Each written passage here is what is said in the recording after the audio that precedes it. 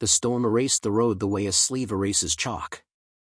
Snow came sideways in grainy sheets, scratching at the glass, turning the headlights into two short spears swallowed by white. Mason drove like the whiteout was a dare. Jaw tight.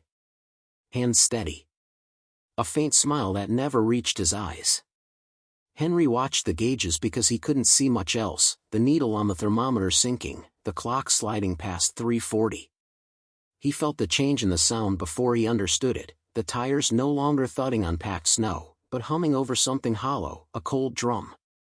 The truck lifted ever so slightly, as if the earth had turned to glass. "This is Lake," he said quietly. Mason didn't answer at first.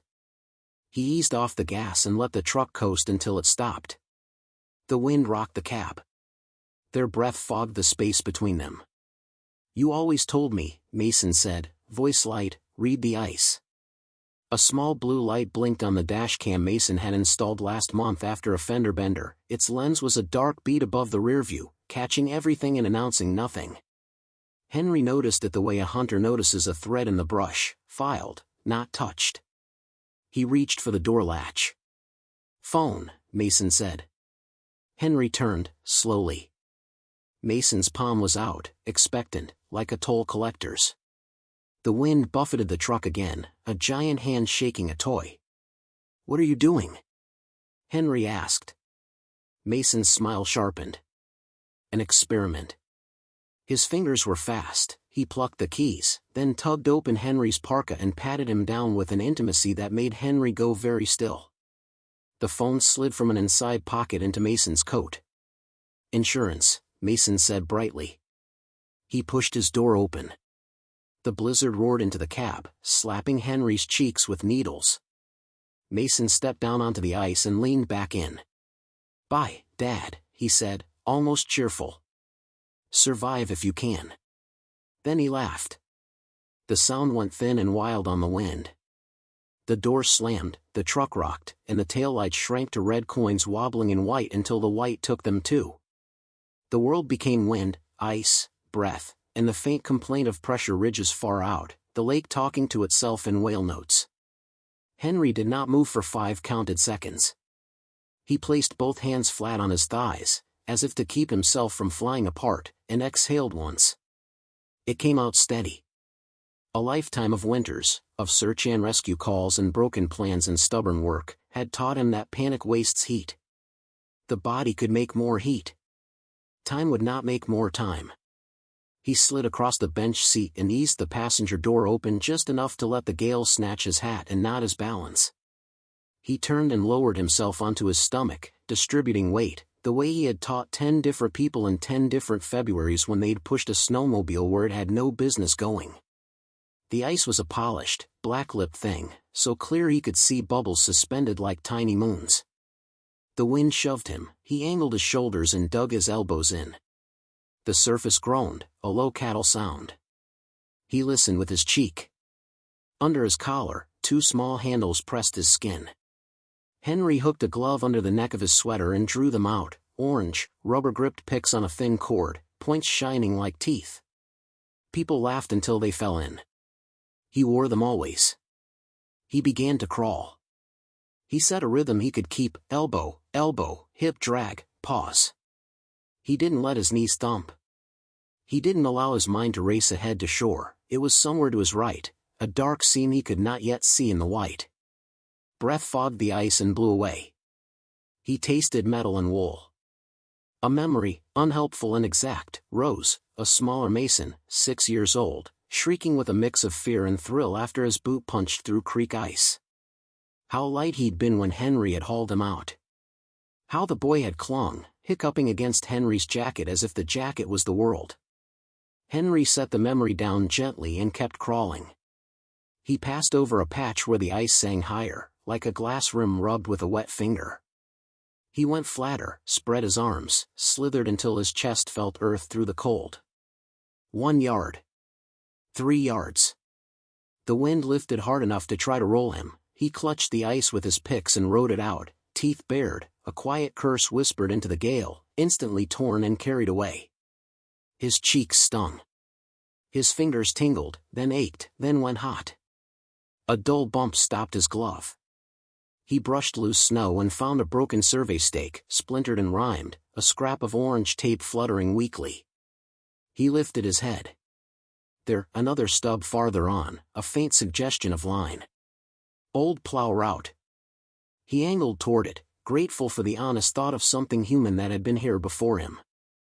Somewhere in the white, a coyote yipped, thin as a wire going taut. The sound felt wrong out on a lake, but then everything felt wrong out here. He tucked his chin and moved. 5 minutes, 10, he couldn't tell. Time had become distance measured in elbows. A snow squall thickened and then shredded. Through a thinner veil he saw it at last, a darkness lower than sky, jagged at the bottom, tree-lean. The knowledge hit his gut warm as whiskey and almost undid him. He did not speed up. People die in the last 50 yards, he told the part of himself that wanted to sprint. They stand and stomp and send themselves through. The lake hears footsteps. He kept the crawl. When the squeal of blown ice became the hush of drifted snow, he dared his knees. Then boots. He stayed low, weight spread. The last 6 feet he slid, belly to snow, into the shelter between black spruce and a drifted alder. The trees broke the wind like a wall. The silence on this side felt thick and grateful. He rolled onto his back and stared up. The snow fell in slow punctuation through the fingers of the branches. His heart knocked hard enough to move his vision a little. He flexed his hands until they hurt like fireflies. He bent his fingers against his palms, testing what was left. Under the beanie his hair was damp with sweat. He reached up and touched the small hard cylinder tucked inside the knit, an old film canister, light as a secret. Cotton smeared with petroleum. He had packed it without thinking, the way he always did when the sky smelled like iron. He propped himself on an elbow and looked back over the lake, a gray plane erased and rewritten each second. Somewhere out there, Mason was a moving warmth inside a 2-ton shell, thinking a thought he could never take back. The blue light on the dashcam had blinked like a patient pulse. Henry had noticed. He trusted machines he could point to later. Men lied. Cloud servers did not. He sat up. The shake was in him now, small and fine. He let it run its course, then grabbed for twigs under the lowest branches where they stayed dry.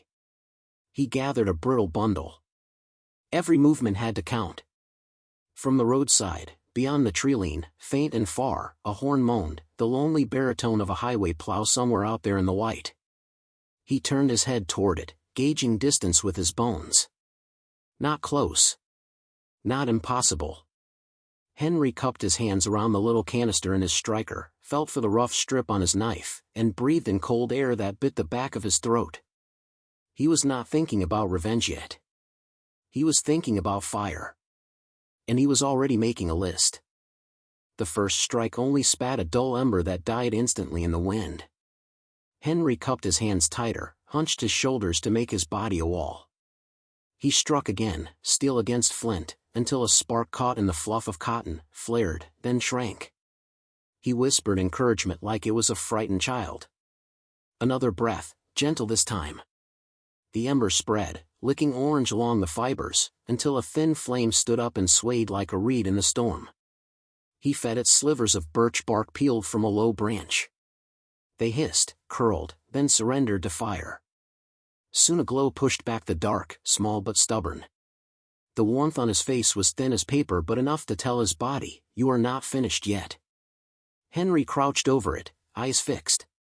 The wind clawed, tried to snuff it, but the spruce branches broke its breath just enough.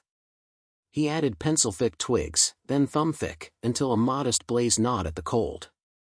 His gloves smoked faintly. He drew his hands near and felt the ache in his fingers turn from stabbing pain to hot throbs. In the lull between gusts, he heard it again, the horn of the highway plow, nearer this time. Its deep note carried through the trees, blunt and urgent, like a foghorn from a lost coast. He stood, waved his coat, then realized the driver could not see him in the trees. He scanned quickly. The old plow route curved toward the shore, a low corridor scoured by years of snow clearing. He moved, careful but faster now, keeping the tree lean at his back. His boots punched through drifts, caught on roots, but the horn came again, closer. Finally headlights swam into view, a muted yellow glow in the white, moving deliberately, methodically. Henry stumbled into the open, lifted both arms, and waved them. His coat flapped like a broken wing. The plow's brakes shrieked, and the monster lumbered to a halt. Its front blade glistened with rime, edges crusted with ice. Inside the cab, through fogged glass, a man's face squinted, pale, weary, startled. The window rolled down a crack, and hot diesel breath puffed out. "Sir," the driver shouted over the engine. "You out of your mind out here?" Henry straightened as best he could. His voice was hoarse but steady. "Only partially. I need the troopers in Talkeetna. And a ride to mile 73 if you've got it." The driver blinked, reading something in Henry's face. Maybe the steadiness. Maybe the old frostbite scars across his cheeks. Maybe just the fact that this man wasn't panicking. He jerked his head toward the passenger step. "Climb in before you turn to stone." Inside, the cab's heat slapped Henry like a fist. His skin screamed at the sudden change. He sat rigid, hands on his knees, letting blood return to places it had almost abandoned.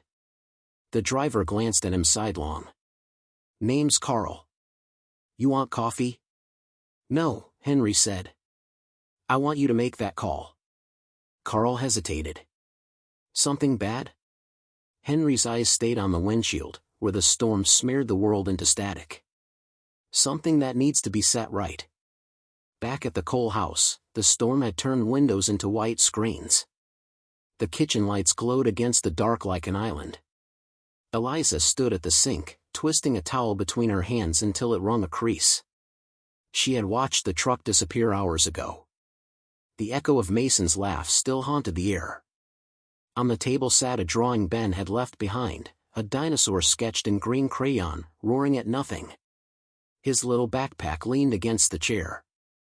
The oven clock said 6:12. Henry had told her, "If I don't call you by 6, take Ben to Linda's and go straight to the troopers. Tell them to check Mason's dashcam." Eliza bit her lip until it whitened. She picked up her phone. The contact labeled H, coal glowed on the screen. She tapped. It rang once, then went to silence. Her breath shuddered.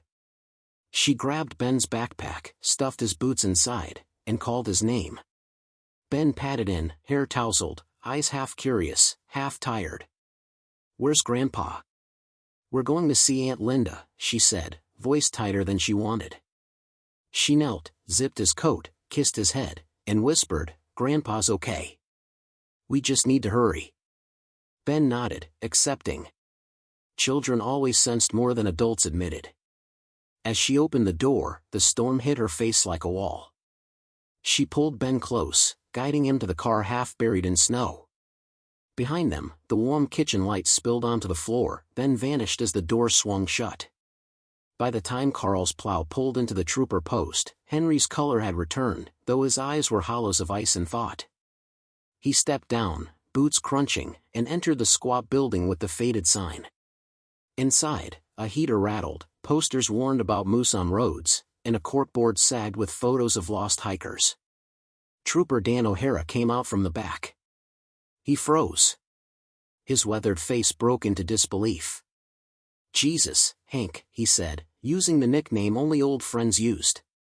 "Where the hell?" "Lake," Henry cut him off. His voice carried both exhaustion and iron. "I need 2 favors. Call Matanuska Credit Union and ask for Karen Gloss. She's waiting for my signal. Then sit with me at my house tonight. Don't talk. Just watch." Dan's brows shot up. "You look half frozen." "Half isn't bad." Something in Henry's tone, calm, dangerous, final, stilled Dan's questions. He reached for the phone, dialed, and when the voice answered, Henry leaned close. "Tell her 2 words," Henry said. "Switch green." Dan repeated them.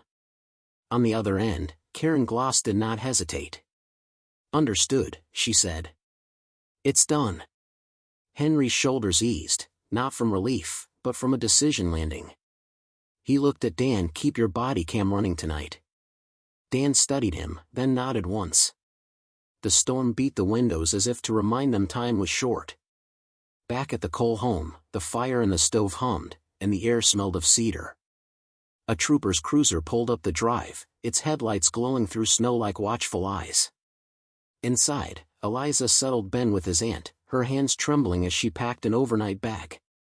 She kept glancing at the door, as if she could will it to open. But when it finally did, it would not be Mason who walked in first. It would be Henry, alive, calm, and waiting with steam rising from a mug, while the storm wrote white secrets against the windows. And Mason would not yet know that his laugh on the ice was already stored forever in a server cloud, blinking like a heartbeat, waiting to betray him. The house held their breath. The clock over the stove ticked a small, ruthless time. Somewhere in the ducting, the heater sighed. Out on the two-lane, Mason's truck 8 miles of white corridor. The defroster wheezed, smearing a small arc of view. He had the radio off. He preferred the sound of his own mind. He rehearsed, words neat and plausible. "We drove to check the ice huts." He wanted to stretch his legs. "I turned around and he was gone. Wide out. I circled. You know the visibility. I called as soon as I got a bar. The phone died. The roads were closing. I came back for chains in." He stopped the script. It tasted off even in his head. He gripped the wheel. In the cradle, his phone flashed a banner, "Bank, important account notice," and then, because the bars were thin and the road greedy, it hiccuped away to no service. He didn't see it. He watched his own taillights reflect in blowing snow and felt a prickle he refused to name. He pictured walking into a warm house, the righteous bustle, Eliza's worried face upturned, his voice rich with urgency, the call to the troopers, his hands on the narrative. He pictured a check arriving in some dignified window of time, not today, not tomorrow, no one writes checks that fast, but soon. He pictured relief settling into him like whiskey heat. And under that, a boy's memory of a creak in 2 hands dragging him into air. He turned the radio on to drown it. Static in an old country song about storms filled the cab. Back at the house, Henry wiped a circle on the fogged window with the side of his fist and looked out into his own yard as if it were foreign country now that it led back to the lake. Dan sat without fidgeting, an economy of stillness most men never learn. "You ever wish you didn't know how people break?" Dan asked quietly, not turning his head. "I wish I'd learned it from books," Henry said. "Instead of watching." He moved to the hallway and paused by the small shelf where Ben kept his plastic dinosaurs aligned like a parade. One had fallen on its side. He righted it. The gesture was small and ridiculous and necessary. The phone charger on the counter glowed blue, and I waiting for a device that wasn't coming. The house clock ticked. The world narrowed to a driveway and a pair of men waiting inside their own lives, each knowing the next door would open onto something that wouldn't be easily shut. Dan's radio hissed again. Dispatch crackled, "O'Hara, be advised, Eliza Cole and Minor are safe at Linda Hale's." "Copy?" "Copy," Dan said softly. Henry closed his eyes for a breath. When he opened them, there was no drama in his face, only the set of a man who had decided to stand up and stay upright. "He'll come here," he said, "not as a hope but as a weather report. He'll want control back." They waited with steam rising from their mugs, the Pelican case silent on the table, and the storm outside finally sounding less like anger and more like inevitability. The house held a careful warmth, the kind that comes from a stove instead of a thermostat. Cedar smoke braided with the ghost of baked bread, and the kettle on the back burner exhaled in small, patient sighs. Dan took the chair by the window, the one with the view of the curve in the driveway where headlights would appear first. His body cam gave a discreet double blink and went still, its red dot a polite, unblinking witness. Henry moved once through each room as if making a quiet inventory of his own life. A jacket on a hook. The nail were a photo used to hang. On the hallway shelf, a plastic stegosaurus lay tipped on its side. He set it upright, thumb lingering on the blunt plates along its back. The gesture steadied him more than the tea would. When he returned to the kitchen, he cracked open the orange Pelican case and laid out its contents in a line instead of a stack, not a pile of weapons, but a row of facts. Dan watched without speaking. He had seen fights where every sentence was a weapon, and others where paper did the cutting. This looked like the latter. "You sure you want them out like that?" he asked finally. "Yes," Henry said. "I don't want to reach for anything after he walks in." He poured 2 mugs, then set the kettle off heat, letting the steam curl into the cold corners of the room like scouts sent ahead. A gust shouldered the house, snow rattled the windows with a dry hiss. The storm was no longer angry so much as busy, less howl, more scratch. On the table, the file labeled dashcam, Cloud Link caught the light. Henry tapped it once, almost superstitious. He said LTE backup, he murmured. Said even a moose could stomp the camera and it'd still upload. Dan huffed. "Moose don't press charges." From the counter, Henry's wall clock ticked like a metronome for nerve. He wrapped both hands around his mug and found they no longer shook. He could feel his pulse there, slow now, heavy. The lake sound lived in the spaces between ticks, a memory hum of pressure ridges and wind. Across town, Eliza stood in her sister's kitchen, phone face down on the table, hands wrapped around a glass of water she didn't drink. Linda's house was too bright, too kind. Ben was building a fort out of couch cushions, narrating dinosaur wars under his breath. When the phone buzzed and rolled, Eliza didn't touch it. The decision had already been made. She had called, she had left, she had protected her son. She stared at the door like she could hold it shut from 10 miles away.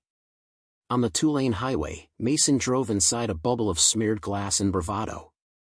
Whenever the reception clawed a bar or two out of the sky, his phone threw up fragmented banners he refused to read while moving. Bank notice. Hold placed. Mortgage servicer, important. Then the signal fell and the banners slid away. He told himself the messages were about weather closures, card fraud alerts, anything boring.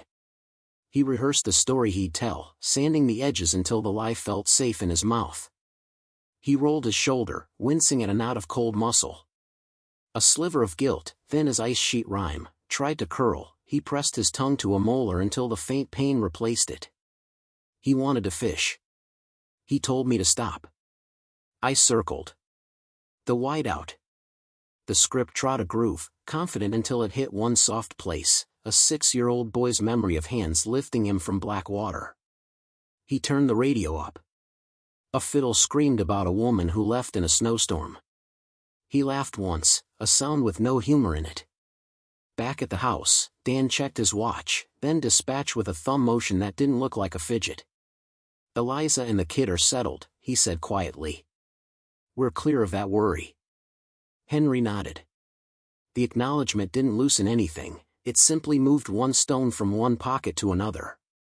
He set his mug down and pulled a legal pad toward himself, wrote 2 names on the top line, Mason and Ben, and drew a line between them like a bridge. Then he put a question mark over the bridge and circled it. He stared at the shape. "I keep thinking about what revenge is," he said, not looking up. "If it teaches the wrong lesson, it makes the world worse. If it teaches the right one, it might save a life."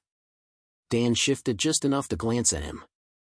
"You can't teach a lesson to a man who won't come to class." "Tonight he comes," Henry said. The certainty in his voice wasn't bravado, it sounded like weather again. They heard the first sign before they saw it, tires crunching where snow had been compacted, then the low, rising register of an engine turning into the drive. Headlights washed the far wall, bending their light around the doorway into the hall, and for a heartbeat the shadow of Henry's head stretched long across the cedar, a silhouette of an older man sitting at a table with a file of paper between his hands. Dan's hand went to his cam again, a reflex. The red dot glowed steady. He angled his chair so his profile wouldn't read as an ambush. He didn't draw his weapon, this wasn't that kind of waiting. He lowered his center of gravity the way men do when the next few minutes could change a family for decades. Henry did not stand. He turned the handle of his mug until it was perpendicular to the table's edge, an old habit from carpentry, true, square, aligned. He placed his fingertips on the wood either side of the mug, as if feeling the heartbeat of the grain. Outside, a door slammed. Boots beat a quick tattoo on the porch. Keys scraped the lock, fumbled, clinked against metal. The tiny delays were full of Mason's state of mind, rushed, wired, certain of the performance he was about to give. On the counter, the kettle had started to whisper again. The steam rose and slid along the underside of the cabinet before curling back like breath on cold air. It looked almost like a signal, it felt like one. The room seemed to lean toward the door. Henry's eyes went to a framed photo on the fridge, Ben in a red hat, Henry behind him with a net, both of them laughing at something out of frame. For a moment, something soft moved behind his sternum, a hurt that wasn't from the cold. He let it pass through him. He couldn't afford to be soft in the wrong places. The key finally found the lock. The knob turned. The door swung inward on a block of wind and a man with snow ghosts in his hair. Mason stepped across the threshold with his mouth forming the first syllable of the story he'd practiced. And stopped. Steam drifted between them like a veil. Dan sat by the window, still as carved wood, red dot steady. Henry held his own gaze the way you hold a skittish animal, not challenging, not yielding. "Hi, son," he said. His voice was calm enough to make the storm seem noisy. Mason's face performed 3 quick plays without stage lights: shock, calculation, anger. His jaw tightened on a sentence that would never be spoken. The room said nothing, and the kettle breathed. The pelican case lay open on the table like a simple map. "Close the door," Henry added, gentle as a rule of the house. The latch clicked. The wind became a memory on the other side of wood. Somewhere in Mason's pocket, the phone regained service and stacked all its warnings in a quiet row. He didn't hear them yet. He was too busy staring at a man who was supposed to be dead and at a file that would make it very hard to pretend the lake had been an accident. The steam thinned to a ribbon and then to nothing. The waiting was over. The accounting was about to begin. The house held a careful warmth, the kind that comes from a stove instead of a thermostat. Cedar smoke braided with the ghost of baked bread, and the kettle on the back burner exhaled in small, patient sighs. Dan took the chair by the window, the one with the view of the curve in the driveway where headlights would appear first. His body cam gave a discreet double blink and went still, its red dot a polite, unblinking witness. Henry moved once through each room as if making a quiet inventory of his own life. A jacket on a hook. The nail were a photo used to hang. On the hallway shelf, a plastic stegosaurus lay tipped on its side. He set it upright, thumb lingering on the blunt plates along its back. The gesture steadied him more than the tea would. When he returned to the kitchen, he cracked open the orange pelican case and laid out its contents in a line instead of a stack, not a pile of weapons, but a row of facts. Dan watched without speaking. He had seen fights where every sentence was a weapon, and others where paper did the cutting. This looked like the latter. "You sure you want them out like that?" he asked finally. "Yes," Henry said.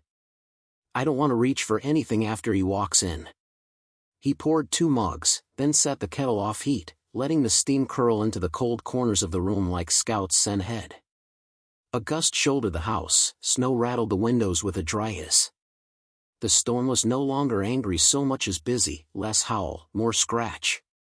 On the table, the file labeled dashcam, cloud link caught the light. Henry tapped it once, almost superstitious. He said LTE backup, he murmured. Said even a moose could stomp the camera and it'd still upload. Dan huffed. "Moose don't press charges." From the counter, Henry's wall clock ticked like a metronome for nerve.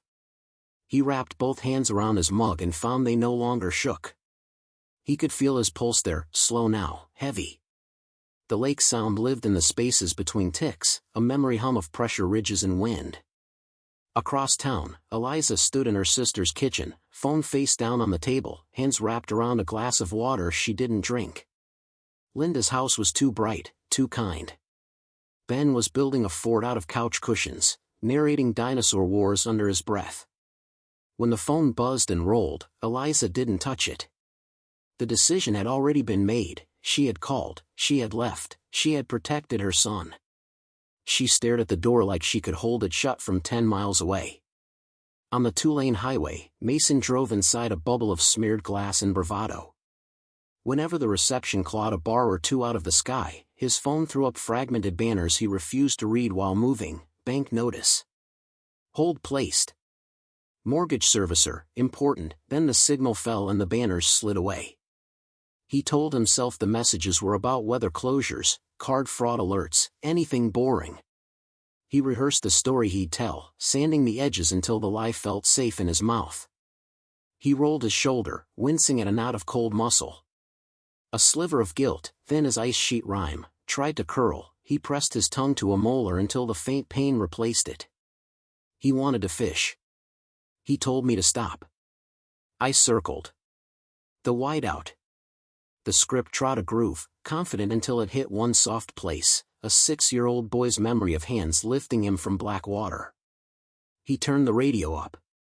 A fiddle screamed about a woman who left in a snowstorm. He laughed once, a sound with no humor in it. Back at the house, Dan checked his watch, then dispatched with a thumb motion that didn't look like a fidget. Eliza and the kid are settled, he said quietly. We're clear of that worry. Henry nodded. The acknowledgement didn't loosen anything, it simply moved one stone from one pocket to another. He set his mug down and pulled a legal pad toward himself, wrote 2 names on the top line, Mason and Ben, and drew a line between them like a bridge. Then he put a question mark over the bridge and circled it. He stared at the shape. I keep thinking about what revenge is, he said, not looking up. If it teaches the wrong lesson, it makes the world worse. If it teaches the right one, it might save a life. Dan shifted just enough to glance at him. You can't teach a lesson to a man who won't come to class. Tonight he comes, Henry said. The certainty in his voice wasn't bravado, it sounded like weather again. They heard the first sign before they saw it, tires crunching where snow had been compacted, then the low, rising register of an engine turning into the drive. Headlights washed the far wall, bending their light around the doorway into the hall, and for a heartbeat the shadow of Henry's head stretched long across the cedar, a silhouette of an older man sitting at a table with a file of paper between his hands. Dan's hand went to his cam again, a reflex. The red dot glowed steady. He angled his chair so his profile wouldn't read as an ambush. He didn't draw his weapon, this wasn't that kind of waiting. He lowered his center of gravity the way men do when the next few minutes could change a family for decades. Henry did not stand.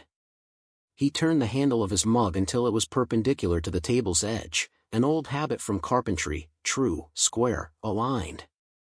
He placed his fingertips on the wood either side of the mug, as if feeling the heartbeat of the grain. Outside, a door slammed. Boots beat a quick tattoo on the porch. Keys scraped the lock, fumbled, clinked against metal. The tiny delays were full of Mason's state of mind, rushed, wired, certain of the performance he was about to give. On the counter, the kettle had started to whisper again. The steam rose and slid along the underside of the cabinet before curling back like breath on cold air. It looked almost like a signal, it felt like one. The room seemed to lean toward the door. Henry's eyes went to a framed photo on the fridge, Ben in a red hat, Henry behind him with a net, both of them laughing at something out of frame. For a moment, something soft moved behind his sternum, a hurt that wasn't from the cold. He let it pass through him. He couldn't afford to be soft in the wrong places. The key finally found the lock. The knob turned. The door swung inward on a block of wind and a man with snow ghosts in his hair. Mason stepped across the threshold with his mouth forming the first syllable of the story he'd practiced. And stopped. Steam drifted between them like a veil. Dan sat by the window, still as carved wood, red dot steady. Henry held his own gaze the way you hold a skittish animal, not challenging, not yielding. "Hi, son," he said. His voice was calm enough to make the storm seem noisy. Mason's face performed 3 quick plays without stage lights: shock, calculation, anger. His jaw tightened on a sentence that would never be spoken. The room said nothing, and the kettle breathed. The Pelican case lay open on the table like a simple map. "Close the door," Henry added, gentle as a rule of the house. The latch clicked. The wind became a memory on the other side of wood. Somewhere in Mason's pocket, the phone regained service and stacked all its warnings in a quiet row. He didn't hear them yet. He was too busy staring at a man who was supposed to be dead and at a file that would make it very hard to pretend the lake had been an accident. The steam thinned to a ribbon and then to nothing. The waiting was over. The accounting was about to begin. For a long second no one moved. Snow hissed against the door like applause cut short. Henry didn't stand. He didn't gesture to the orange case or to Dan's silent red dot. He only tipped his chin toward Mason's jacket pocket and said, in a voice that could steady a ladder on black ice, "Check your bank account." The line landed without drama. It didn't need any. Mason blinked, then scoffed, "Too loud, too fast. What are you even?" His phone, catching up to the house's solid bars of service, stacked notifications in a tidy, treacherous column. Matanuska credit, important, hold placed on account. Matanuska credit, alert, operating account update. Matanuska credit, notice, payroll account balance change. Mortgage servicer, document available. Card services, transaction declined. The sound was set to silent. The screen said everything. Mason's smile didn't disappear so much as curdle. He thumbed the face unlock. The bank app opened to its familiar calm blue and the reassuring mountain logo. Available balance, personal checking, the number blinked, froze, and refreshed to $2,940.12 in a gray that looked like winter. He went still. He tapped business. Coal heating in supply, operating, $0. A thin banner at the top, account hold, contact branch. He hit payroll. $0. He blinked again, as if his eyes had fogged. He refreshed. The numbers held their breath and did not change. A small info icon pulsed beside the banner. He tapped. A pop-up explained in language that managed to be both polite and brutal, right of set-off exercise to satisfy matured obligations pursuant to account agreement. A link, see note. His thumb hovered, then jabbed. A PDF opened, full of words he'd signed without reading, words that now had teeth. He backed out. He didn't read agreements. Agreements were for people who expected to lose. Henry watched every micro-expression, the borrowed swagger, the rattle of panic behind the sternum, the way Mason's shoulders squared only when he was about to lie. He kept his voice level. Refresh again. Mason obeyed as if wired to the command. The app sighed and delivered the same zeros. Dan didn't move. The body cams I kept recording steam and breath and the small, almost inaudible sound Mason made when pride found the wall. "Where is it?" Mason asked, quiet now. He didn't look up. The screen lit his face a cold aquarium blue. Henry lifted a palm, not to soothe, not to taunt, just to place shape around facts. The business owed a note. The bank matured it. They set off deposit balances. It's lawful. You know Karen. Mason's head snapped up. Karen? The word you carried 1,000 other words, many of them old and unspoken. Henry didn't flinch. Call her. Mason stared 2 beats too long, then jabbed call branch. The line rang and rang. A recording apologized for weather delays. He stabbed end and scrolled to Karen's direct number, thumbs shaking now with something he would not call fear. The call connected on the second ring. "Karen, it's Mason," he said, aiming for breezy and overshooting into strangled. "There's been a mistake." "Hello, Mr. Cole," Karen said. Her voice was banker neutral, tempered steel under velvet. Per account agreement and executed instructions, the bank exercised right of set-off against LLC deposits to satisfy a matured obligation. A notice is in your secure messages. That money runs payroll. We are aware. The set-off satisfied a matured note signed by authorized parties. We can discuss arrangements during business hours. Reverse it, he said, putting command into the air like a flag. I'm not authorized to do that, Karen replied. Given indicators of internal fraud, we are constrained. What indicators? Mason's volume climbed.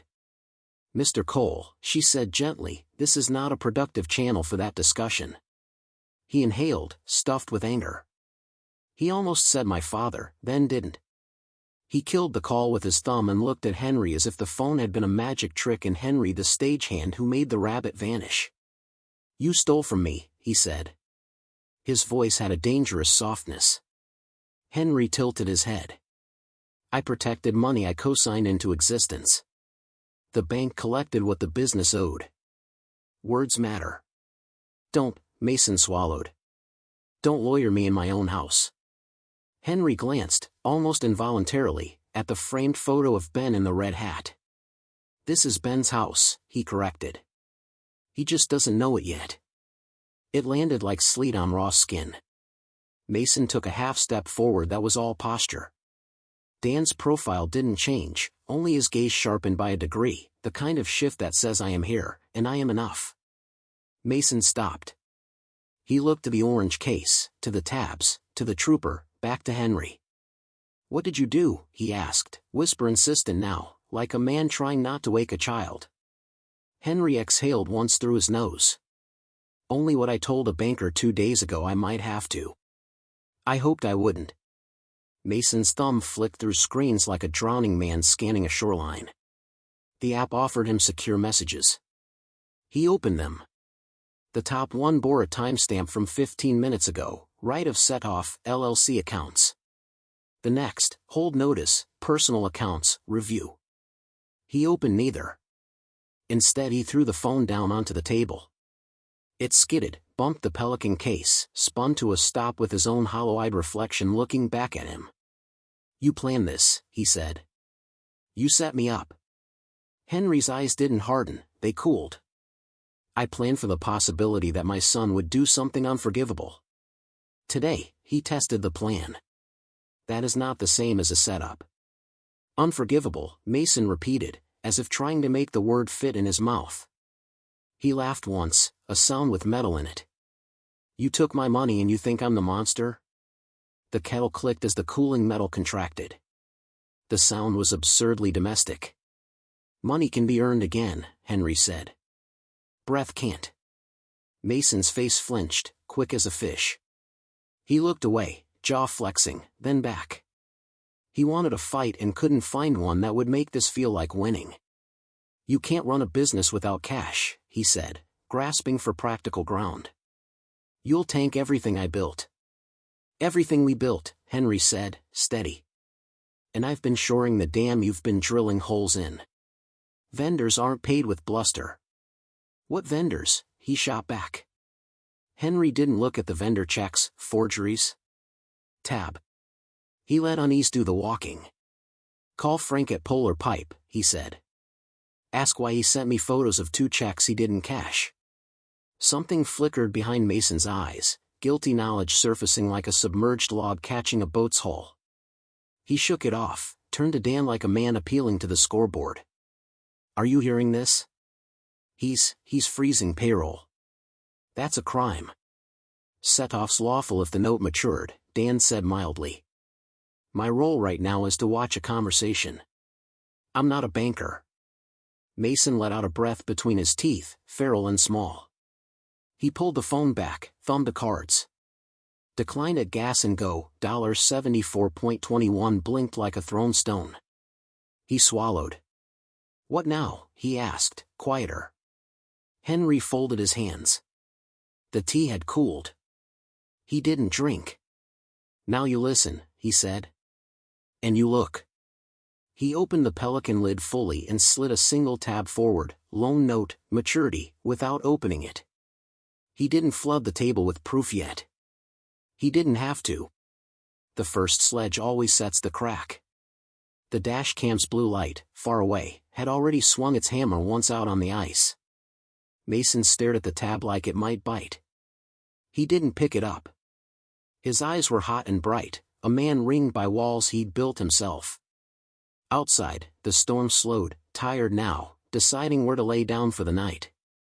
I came home to call the troopers, Mason said suddenly, jabbing toward Dan with the familiarity of a man who wants a script back. To report you missing. I was going to go back out. Dan didn't nod, didn't shake his head. The cam light threw a patient on the cabinet. Silence made a better mirror than argument. Then why, Henry asked softly, did you take my phone and my keys? The question hung in the warm kitchen like a low wire you either ducked or ran into. Mason's mouth opened. No words came through. He looked down at the bank app again, at the zeros that had once been ego-made numeric. He tried to blink them into different shapes. They didn't move. Okay, he said at last, the word thin. Okay. You want a confession?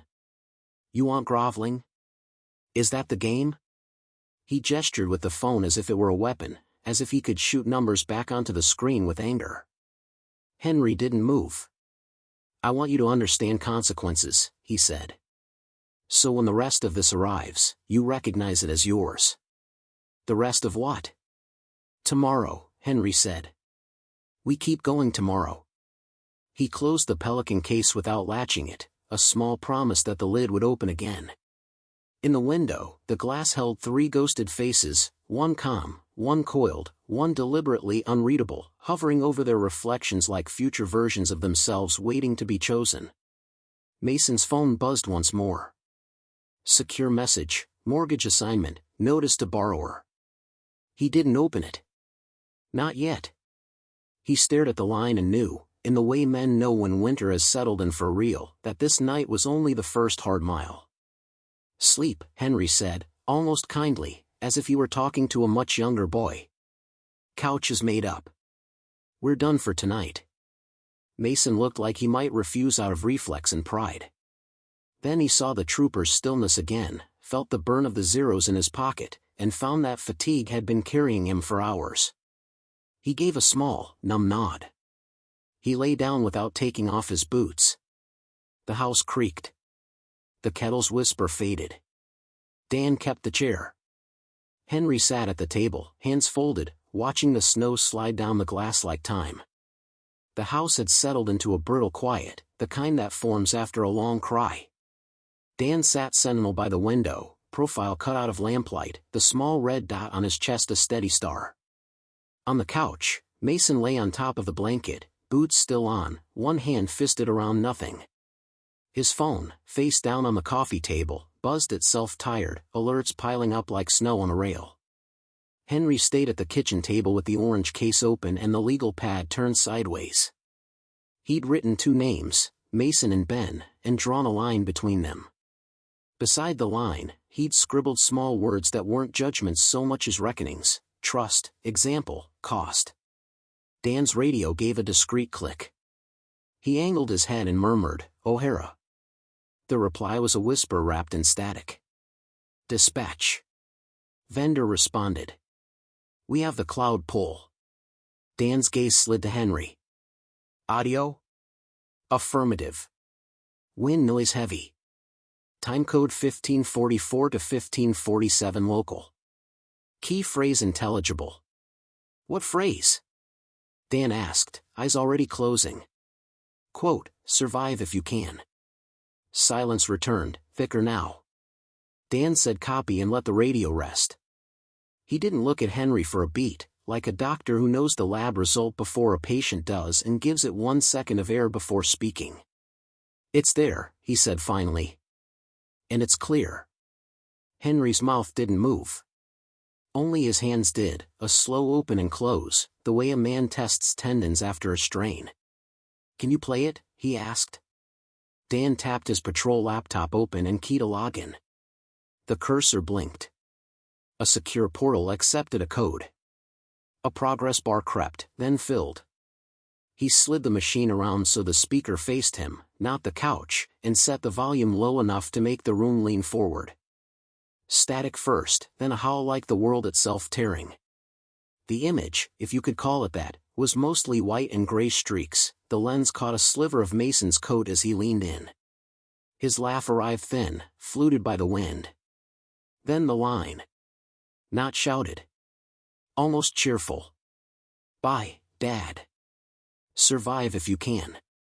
Wind swept it away. The door slammed. The engine note rose and faded. The recording ended with nothing but weather. Henry did not flinch. His eyes went somewhere far and private for exactly 2 breaths, then returned. He nodded once. "Stop it," he said softly. Dan closed the lid. On the couch, Mason rolled onto his back, arm thrown over his eyes. He hadn't woken. The room continued its careful breathing. Dan rubbed his thumb along the edge of his mug. "We could move now," he said, voice neutral. "This gives probable cause. I can call the DA on call, write the affidavit, haul him in." Henry's gaze moved to the hallway where Ben's plastic parade stood at attention. "If you take him at 2 a.m., he said, "he'll tell himself the story that I got him arrested. If he walks in at 9 and tells you what he did, he can't unknow that. He'll have to say the words out loud with his own name attached." Dan's jaw worked, then eased. "You're making me do the patient thing," he said. It wasn't a complaint. "I'm asking you to let him choose his first honest act," Henry said. "With you watching." They sat with that. Outside, the storm, which had shouted all evening, began to mumble, its tantrum done. The heater exhaled through the ducts, the clock ticked. Another hum from the coffee table. Mason's phone lit the underside of his chin in a weak aquarium glow. The subject lines stacked clear as road signs. Secure message, mortgage assignment, notice to borrower. Secure message, account hold, personal. Vendor alert, check verification request. Bank, right of set-off, executed. None opened themselves. They simply existed, patient as winter. Henry stood, the motion slow and deliberate enough not to wake a child, except the child here was a man. He crossed to the fridge and pinned a new sheet under the moose magnet, a single-page summary Karen had emailed hours earlier at his request, Benjamin Cole Alaska Education Trust, summary of terms. He read the first line, not because he needed to, but because he needed to see the words live in his house, distributions for education and health. Trustee, Eliza Cole. He smoothed the corner. He went back to the table and uncapped a pen. On the legal pad, under the bridge he'd drawn, he wrote one sentence, each letter cautious and straight. "Tomorrow you tell the truth." The front door's hinges ticked as they cooled. Dan shifted only to ease a cramp. "He's going to say you set him up," he said, not unkindly. "He already did," Henry said. "He'll say it again. Tonight I'm not arguing with him. Tomorrow he can argue with his own voice." They both looked at the laptop as if it could hear. The machine was closed, the words remained in the room anyway. Mason turned his head. His lips moved around a shape that might have been no or now. His hand, still fisted, tightened and then opened. The boot heels hung half off the couch like a cliff made of leather. Dan checked his watch. 2:11 a.m. He texted dispatch with 2 thumbs, silent, SIT tight till 0700. Will escort SUBJ, voluntary if possible. Audio preserved. A dot. Dispatch, RCD. Available 0800. He stood and stretched until his spine whispered. "I'll sit in the driveway before sunup," he said. "If he bolts, he won't get far. Chains on the road. And he knows where the trooper post is." Henry nodded. "He'll come. He needs an audience to believe his own lines." He closed the orange case this time, the latches laid down but not snapped. He left the legal pad open. From the couch came a small, involuntary sound, half a sigh, half a swallowed word.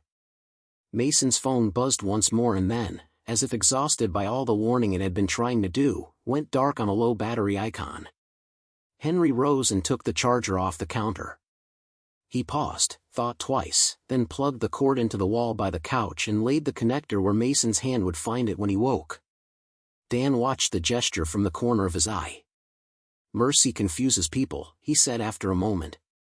"It's not for him," Henry said. "It's for the boy who's going to ask me one day if I did everything I could not to make his father into something he can't be proud of." The 2 men sat with that. The quiet didn't soften so much as earn its place. Outside, the wind stepped down another rung. The porch light haloed a small circle of falling snow. By the window, Dan's Kim glowed patient as a second heartbeat, and on a server Henry would never see, a file sat labeled with a long string of numbers and letters, carrying a laugh and a line light enough to ride the wind and heavy enough to sink a life. Dawn would come gray and sharp. Coffee would be poured. A man would be offered a chair and a pen. And the camera that had been bragged about over beers would have already done the one thing pride never does, tell the truth with no flourish and no excuse. The house had settled into a brutal quiet, the kind that forms after a long cry.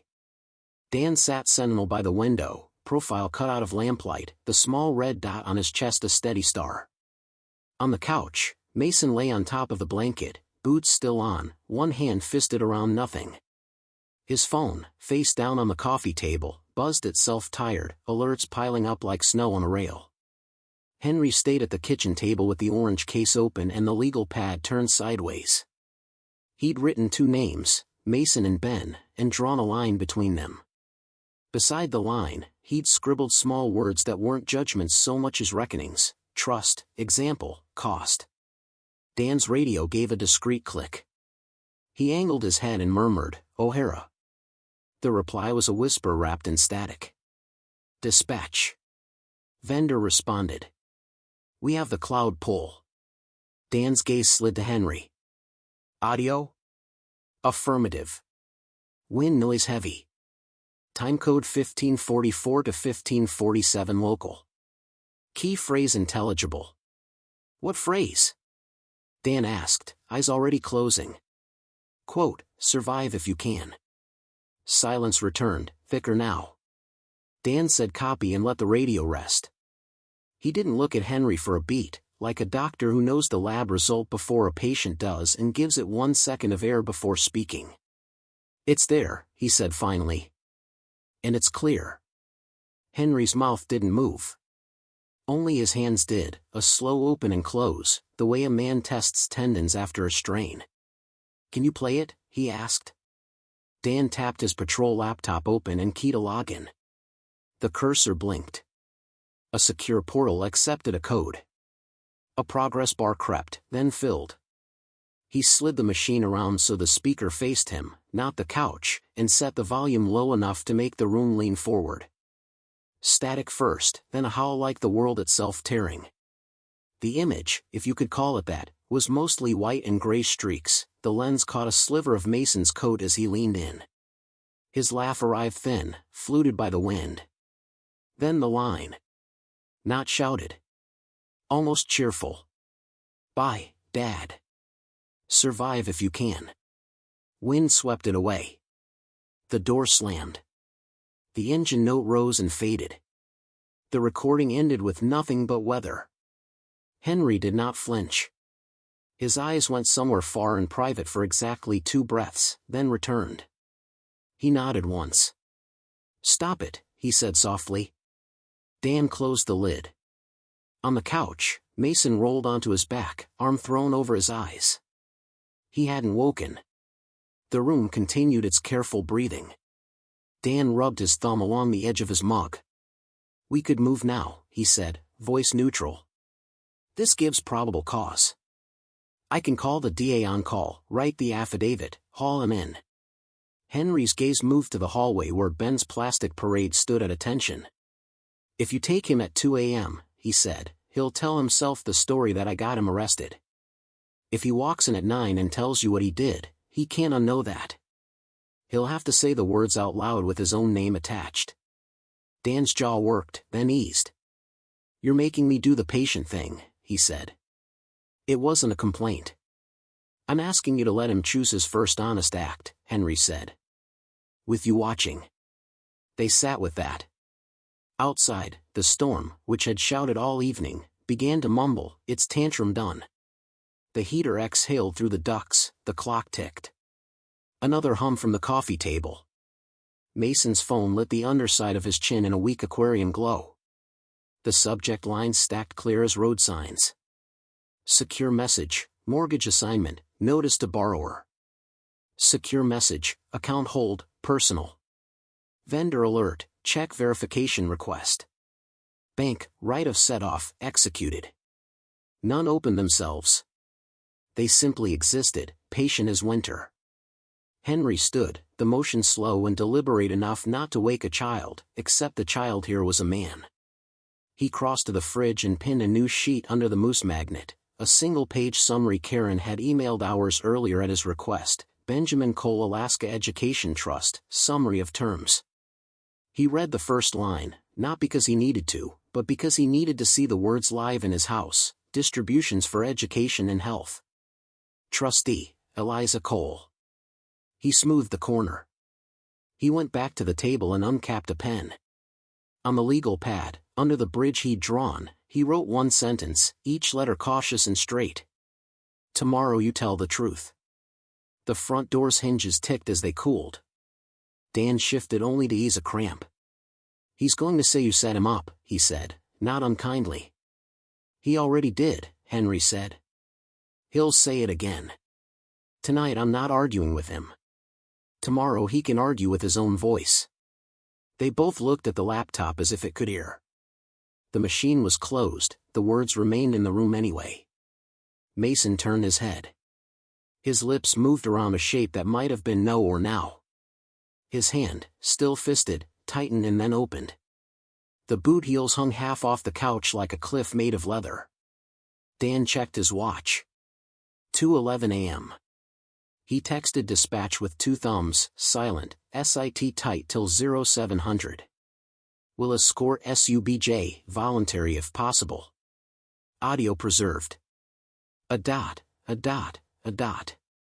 Dispatch, RCD. The available 0800. He stood and stretched until his spine whispered. I'll sit in the driveway before sunup, he said. If he bolts, he won't get far. Chains on the road.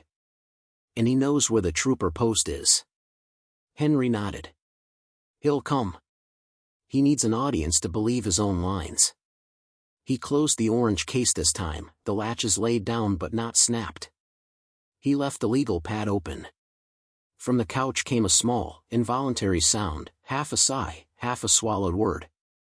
Mason's phone buzzed once more and then, as if exhausted by all the warning it had been trying to do, went dark on a low battery icon. Henry rose and took the charger off the counter. He paused, thought twice, then plugged the cord into the wall by the couch and laid the connector where Mason's hand would find it when he woke. Dan watched the gesture from the corner of his eye. Mercy confuses people, he said after a moment. It's not for him, Henry said. It's for the boy who's going to ask me one day if I did everything I could not to make his father into something he can't be proud of. The two men sat with that. The quiet didn't soften so much as earn its place. Outside, the wind stepped down another rung. The porch light haloed a small circle of falling snow. By the window, Dan's Kim glowed patient as a second heartbeat, and on a server Henry would never see, a file sat labeled with a long string of numbers and letters, carrying a laugh and a line light enough to ride the wind and heavy enough to sink a life. Dawn would come gray and sharp. Coffee would be poured. A man would be offered a chair and a pen. And the camera that had been bragged about over beers would have already done the one thing pride never does, tell the truth with no flourish and no excuse. You. They stepped into air so sharp it felt newly sharpened. Snow squeaked under boots, the morning had that post-storm hush where even engines sound polite. Dan locked the house, touched the body cam, double blink, and led them to the cruiser. Mason paused at his truck like a tethered animal, then kept moving when Dan said, You're not in custody. Front seat's fine. Mason slid in, jaw working. Henry took the back, hands open on his knees the way a man sits when he refuses to clench. The heater blew warm grit. As Dan eased down the hill, the tires thrummed over chains rutted into the road. The town wore its storm like a heavy coat, plow berms, buried mailboxes, a flag crusted in white. Voluntary, Dan said, eyes on the glass. You can stop any time. If you decide to give a statement, we'll cover your rights and you can ask for counsel. Clear? Mason nodded once. His phone vibrated in his fist. He looked, right of set-off, executed, mortgage assignment, Notice, account hold, personal, a small card declined from the gas station last night he'd pretended not to see. He thumbed the contacts and hovered over Karen Gloss. He didn't press it. He scrolled to Eliza, the tiny photo of her face in better weather, hair back, eyes steady. He tapped, then killed the call before it rang. He typed 2 words, "I'm coming," and stared at them until the screen dimmed. He didn't hit send. From the back seat, Henry said, "At the post I'm in the lobby." "I won't speak for you." Mason's laugh was empty. "You've been speaking for me since I was born." "Not today," Henry said. They passed the school where Ben's red hat had bobbed down the steps yesterday morning. A plow idled, driver sipping coffee. Mason looked away so fast the motion read as a flinch. At a stop sign, Dan glanced over. "One more thing," he said. "Your dashcam uploads to a vendor we work with. We've preserved the file. Chain of custody's clean." It wasn't a threat. It was weather. Mason's grip whitened. It was, the sentence tried a joke, then nothing, then died. He looked at the mirror instead, where Henry's eyes were steady, and found no help there. They pulled into the trooper post, a low building with a flag snapping slow now that the wind was tired. Inside, the foyer smelled like damp wool and coffee. A bulletin board listed winter driving classes and a flyer about moose. A receptionist with red knuckles looked up, took in Dan, his companions, the air around them. "Conference 2, Dan said. "Voluntary." He walked them to a small room with a table, 4 chairs, 2 digital recorders like patient beetles, and a glass that reflected more than it revealed. He set a form down. "If you choose to talk, you'll sign this acknowledgement that you understand you're not under arrest and you can stop. If you want a lawyer first, ask. We won't start without clear walls." Mason stayed standing. His foot jittered, heel tapping out a ragged code. "If I talk now," he said, "you'll arrest me now." Dan didn't answer right away. He folded the truth into his tone like a hand into a glove. "I don't promise outcomes. I promise process." Mason looked at the empty chair like it might answer. He rubbed his mouth with the heel of his hand. "I want a lawyer," he said at last. The admission came out like a splinter pulled. "Good choice," Dan said. "You got someone?" Mason's contacts were a list of half-favors and poker numbers. He scrolled, landed on Sutter and Hale, criminal defense, the name everyone knew because they answered phones and didn't flinch. He tapped. A receptionist picked up on the second ring and, hearing trooper post and voluntary, found a slot at 9:30. It was 8:41. Dan nodded. "We'll wait. Coffee?" Mason shook his head. Henry said yes.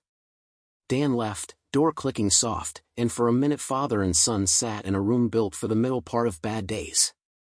"I'm not doing this to humiliate you," Henry said quietly. "I'm doing it so when Ben asks me what I did, I have an answer I can live with." Mason stared at the table's laminate edge. "Ben will hate me." "Maybe," Henry said. "Or he'll see a man admit what he did and choose different." He let a breath steady in him. "You left me on a lake, Mason." Mason's eyes jerked up. This time there was no script. "I know," he said, the words small and raw, as if he'd never said them out loud to himself even in thought. He looked like someone seeing the bruise he'd made for the first time, in a light that didn't forgive. They sat. Time became the sound of a clock in the hall and a copier somewhere spitting out winter. Dan returned with coffee and set it near Henry's elbow, then leaned in the doorway, not trying to make small talk. At 9:12, Mason's phone vibrated. Secure message, mortgage, notice of assignment. Below it, a text from an unknown number, "This is Karen Gloss. Call when appropriate." He didn't. He stared at the name Eliza again, typed "Tell Ben I," and backspaced until the line was clean. "Mr. Cole?" A woman stood in the doorway now, late 30s, dark hair clipped clean, a tote bag that looked heavy. "Ruth Klein." "We spoke." Mason stood so fast the chair legs chirped. "Yeah." She shook his hand, then Henry's, then eyed Dan with professional calm. Room and privacy? Dan nodded, gestured to the adjoining consult room, and flicked his cam off at Mason's request. "I'll be outside," he said, and left. Ruth closed the door. For 30 minutes, voices hummed low, sometimes quick, sometimes slow. Through the glass, Henry watched Mason's hands tell more truth than his mouth, the way they spread in admission, clenched in shame, pinched the bridge of his nose at something Ruth said that sounded like felony. Ruth wrote with a steady script that said she'd done this before and would do it again. When they came back, Mason looked like a man who had located the floor of a well by touching it. Ruth's gaze moved to Henry. "He'll give a statement," she said. "Voluntary. Limited to facts. No adjectives." A thin smile that was not unkind. "You'll wait in the lobby." Henry stood. "I will." He held his son's eyes. "The only thing I ask is that when you say what you did, you don't use the weather as the subject of the sentence." Mason nodded once. It was the smallest bow he'd ever made. In the hall, Dan had set 2 paper cups on a bench, one labeled H. DA's on call, he said. "No decisions made here today. We take it, they read it." Ruth adjusted her tote strap. "And after," she said to Mason, "we talk about restitution, and about the other paper you've been served electronically. You'll need to deal with both tracks. Criminal. Civil." She didn't ask what the other paper was. She had smelled it in the room, legal teeth. Mason looked at Henry. "You said there's a door." "There is," Henry said. He stepped back toward the lobby. "Walk." Mason followed Ruth into the conference room. Dan closed the door behind them and sat with Henry on the bench under a framed poster that said "Know before you go, ice thickness." It gave a chart with numbers that made no allowances for sons. "Whatever happens," Dan said after a while, "you've built rails." Henry sipped the coffee. It was terrible. It tasted like something you drink because the clock says you must.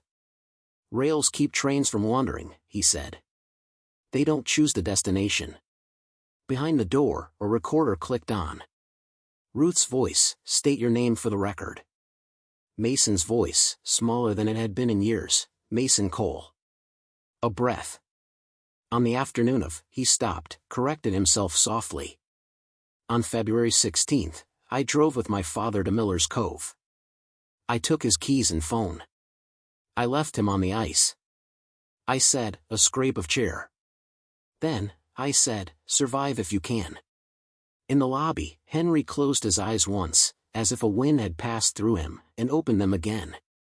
There was more to come, paper to file, accounts to unwind, a clause still sleeping in the orange case. But this was the door. He had wanted his son to choose it. He listened to the voice through a wall, telling the truth without adjectives.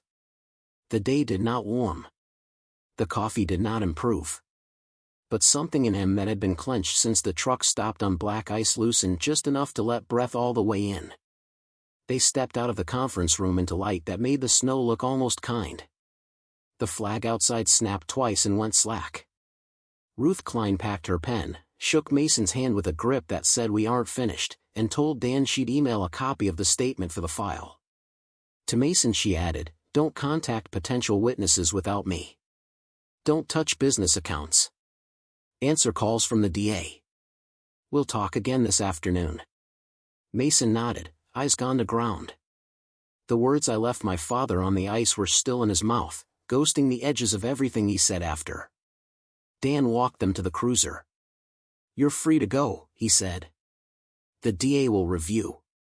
I'll be around." Mason's fingers twitched toward his truck keys, then stopped, remembering they were still in the pocket where he'd put them yesterday on a lake he could no longer name without tasting metal. He climbed into the front seat of the cruiser like a man sitting down in a church pew he hadn't visited in years. The town was thawing into routine, plows nosing curb ice, school kids in neon hats, a raven shouting from a light pole. At a red light, Mason's phone hummed with a text from a number he didn't recognize. "This is Karen Gloss. When appropriate, please call." He slid the phone back into his pocket like it might burn through. They dropped Henry at Linda's. Eliza opened the door before the knock, coat already on. Ben's fort sprawled in the living room, blankets over chairs, two plastic dinosaurs guarding the entrance. Ben popped his head out, saw Henry, and launched. "Grandpa. Did you catch fish?" Henry crouched, absorbing the impact and the lie. "Not today," he said, smoothing the boy's hair. "Too windy." Eliza's eyes searched Henry's face the way a medic searches a wound. "Did he?" "He told the truth," Henry said. The words broke something stiff in her shoulders. She nodded, once, hard. "Thank you," she whispered, and meant it with all the parts of her heart. Ben tugged Henry's sleeve. "Can we build the lake?" "But a safe one." "We can," Henry said. "With extra cocoa." Eliza pulled on Henry's sleeve lightly, drawing him toward the kitchen. She kept her voice low. "What happens now?" "Paper," Henry said. "And time." His mouth softened. "I'll cover payroll one last time, so the shop guys aren't punished for whether they didn't make. Then we unwind it." She breathed out. "Do it." When Henry called Karen from the porch, the wind flicked at the edges of his words. "I'll deposit from my personal," he said. "Cashier's checks to employees. No transfers through operating." "Understood," Karen said. "And Mr. Cole, thank you for keeping this part clean." "Clean is expensive," Henry said. "But cheaper than dirty." He hung up to the sight of Ben at the window, pressing his hands flat to the glass, fogging his own fingerprints. Back at the house, the kitchen still smelled like cedar and yesterday's bread. Mason stood in the doorway, jacket half off, as if unsure whether to stay. He took it off and hung it on the peg he'd always used, a motion so familiar it hurt. Dan lingered in the drive, cruiser idling, answering a radio check with a bored professionalism that was mostly camouflage. Mason went to the sink, ran the water, watched steam ghost from his hands. He took off his boots and socks and put his soles on the warm patch of floor over the duct like he used to when he was 10 and the world was simpler and no one had drawn teeth on paper. The relief made his eyes sting, he blinked it away. Henry came in with snow on his shoulders and a bakery box in one hand. He set it down, pulled 2 bowls from the cupboard, and ladled soup, a thick, humble thing that made the kitchen smell like sanity. He slid 1 bowl across. "Eat." Mason ate because not eating would have been childish.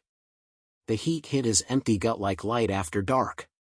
He found himself saying, "I'm sorry," to the bowl. Henry stared at his spoon. "Which part?" "The ice," Mason said. The truth scraped him raw on the way out. I thought there'd be time. That it would scare you and give me time." I heard myself say it and he swallowed. "I'm sorry."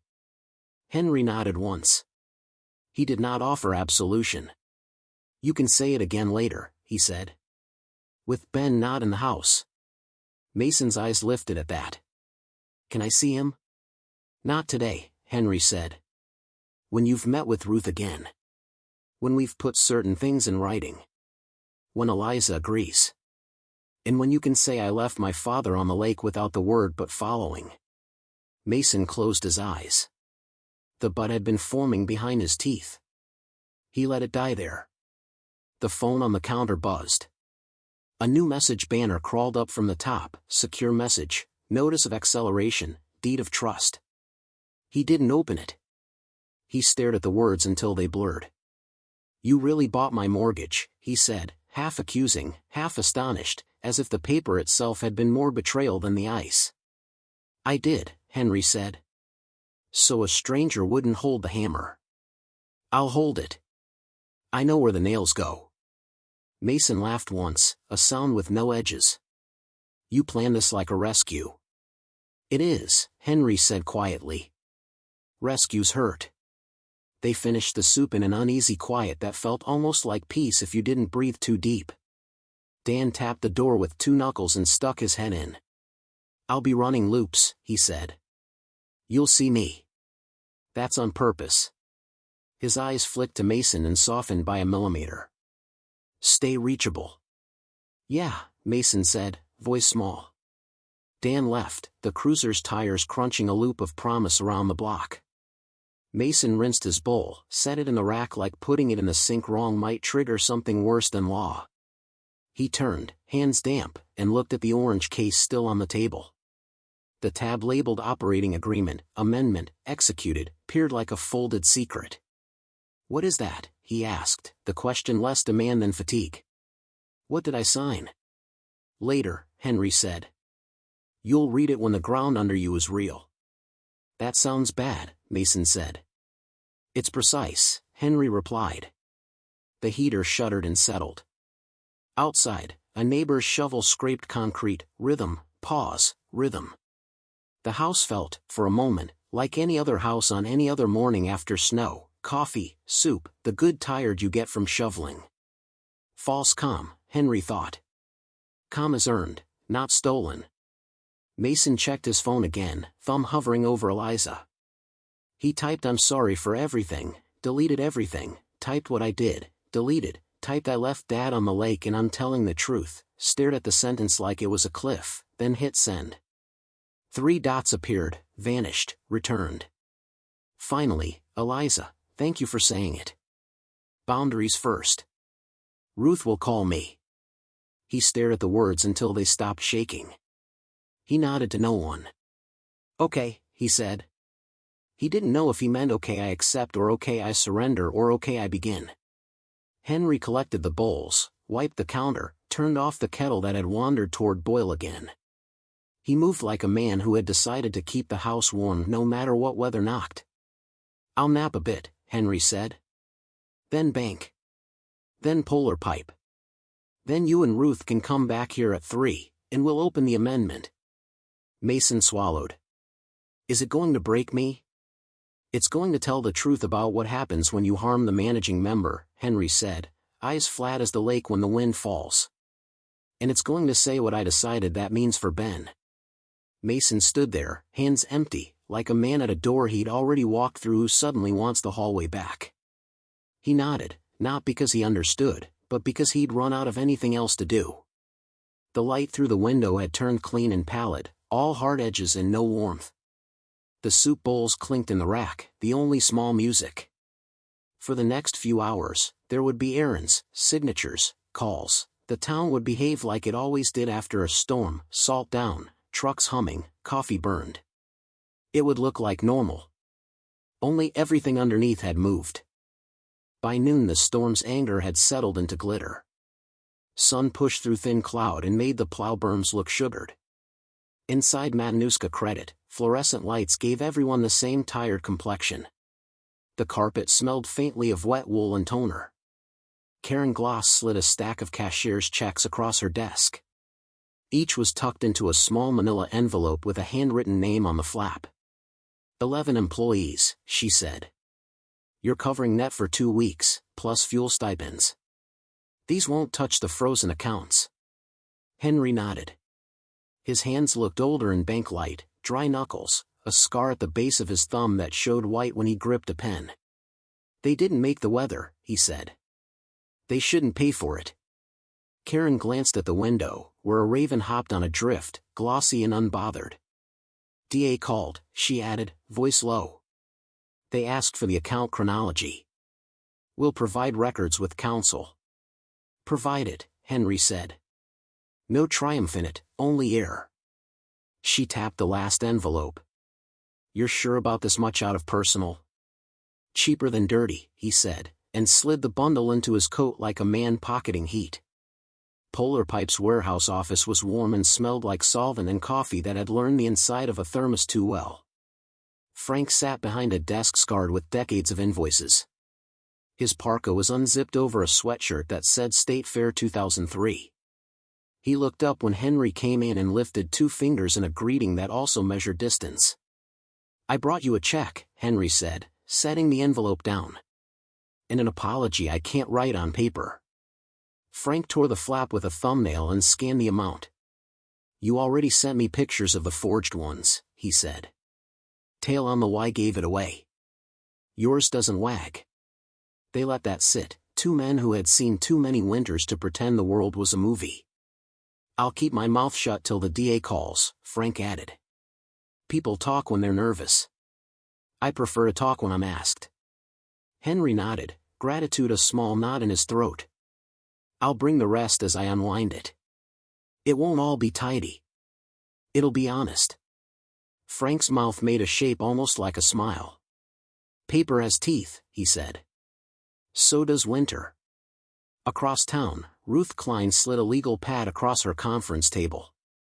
On a whiteboard behind her, she'd written 3 words in neat block letters: facts, restitution, treatment. DA will likely consider attempted assault 1 or 2, or reckless endangerment plus criminal mischief, she said, laying out statutes without drama. Your dashcam and your statement are their spine. My job is to keep you out of a cage while we build a path back to decent. Mason sat forward like a man trying to hold on to the edge of a dock when the river runs high. What does decent look like? Checks that clear to vendors by month's end, Ruth said. An evaluation for gambling and anger management within 48 hours. Proof you understand you can't go near company accounts. And you do not, under any circumstances, contact your father without his consent or Eliza without mine.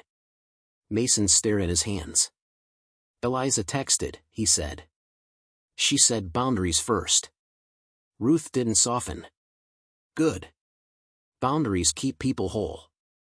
We're meeting Henry at 3. He's promised to open something called an amendment.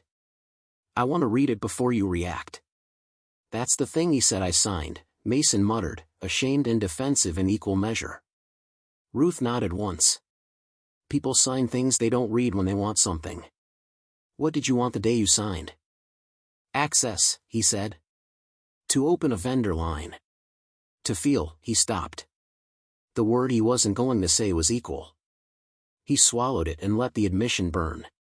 Ruth capped her pen. Then that day deserves a hard look, too. At 2:55, the light in Henry's kitchen was a clean blade.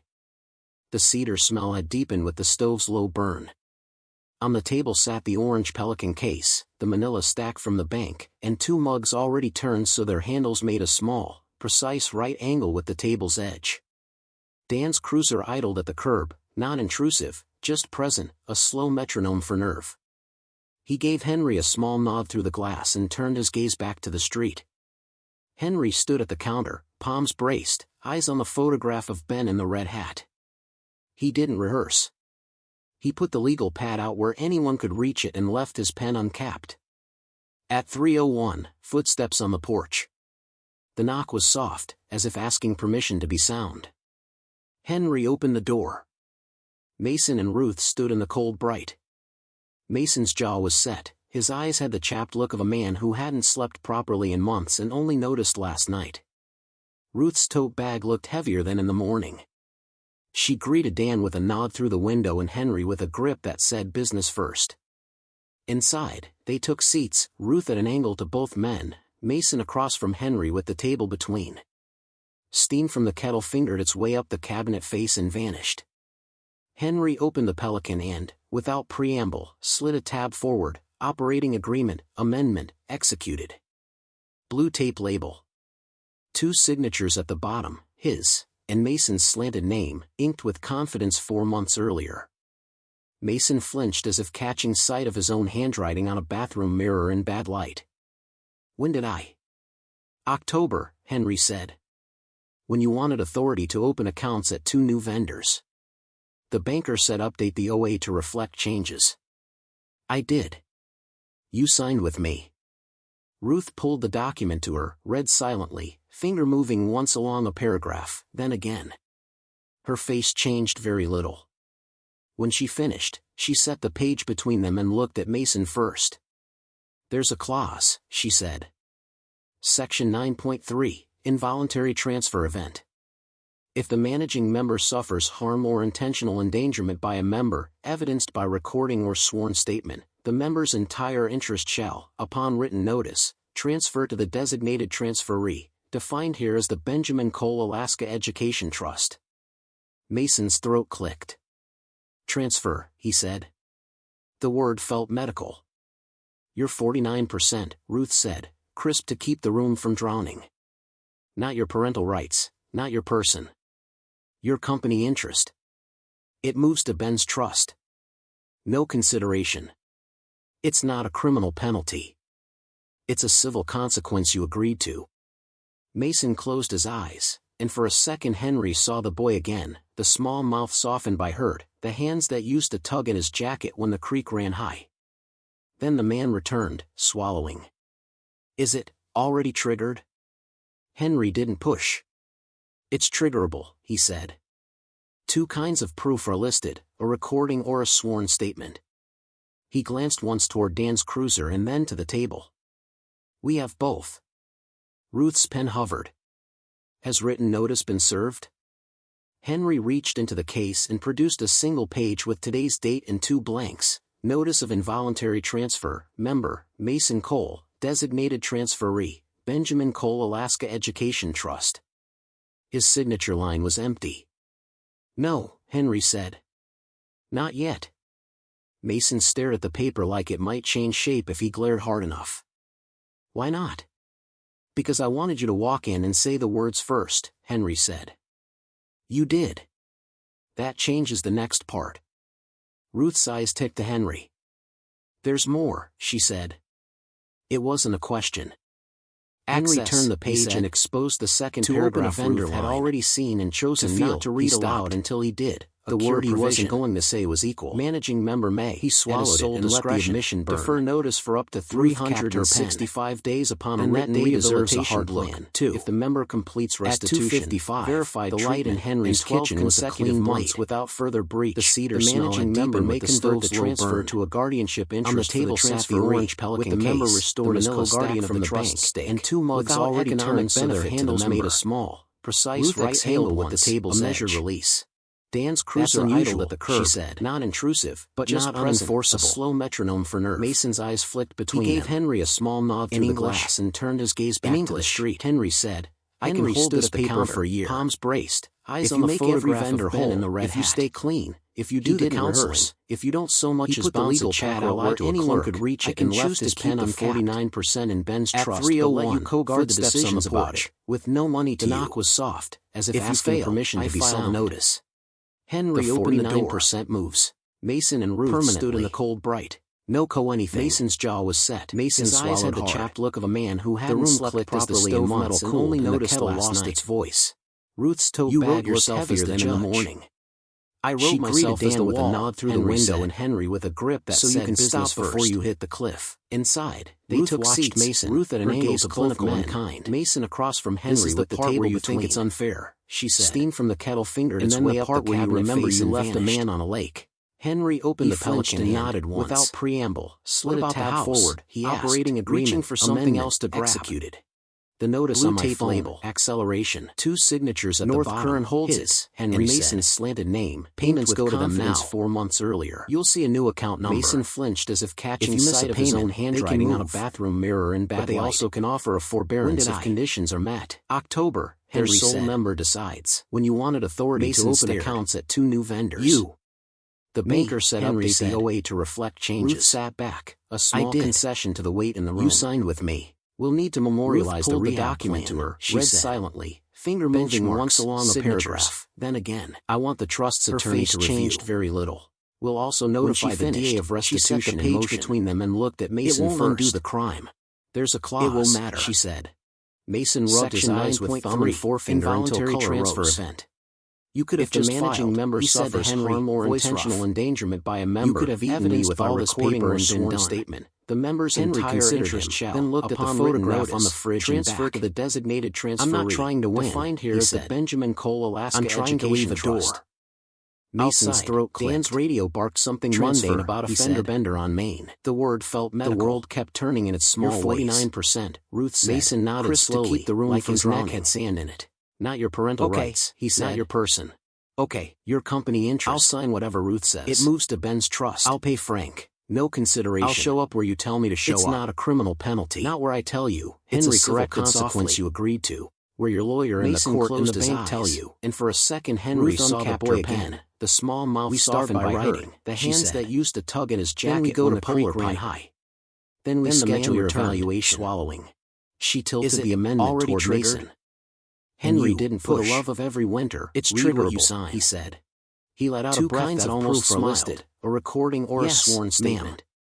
Henry picked up the notice of involuntary transfer and, very deliberately, we have both, slid it back into the case without a signature. Has the written notice been sounded like a stay of execution? Henry reached into the case and produced a single page with today's date and 2 blanks. We meet again. Notice of involuntary transfer. Of the first checks going out. Mason Cole, designated evaluation appointment. Benjamin Cole, Alaska Bring Education your phone with Trust. The mortgage portal open. His signature line was empty. Why the mortgage portal? No, Mason asked, wary again. Not yet. So you can watch what happens when a payment posts might change shape if he glared hard enough. Day by day. Why not? Not by speeches. Because I wanted you to walk in and say the words first, Henry said, then paused. You palms on the table as if listening to changes the next part. I said it this morning, sized him to Henry.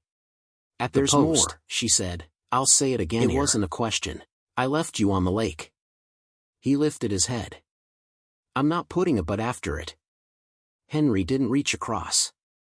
He didn't offer his hand.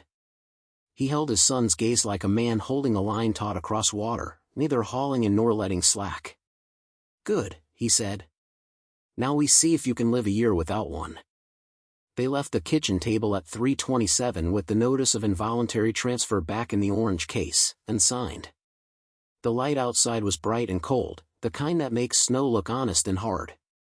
Dan tipped 2 fingers from the cruiser. A small you good? That Henry answered with a nod. Ruth sipped her tote. Polar pipe first, she said. Then clinic intake.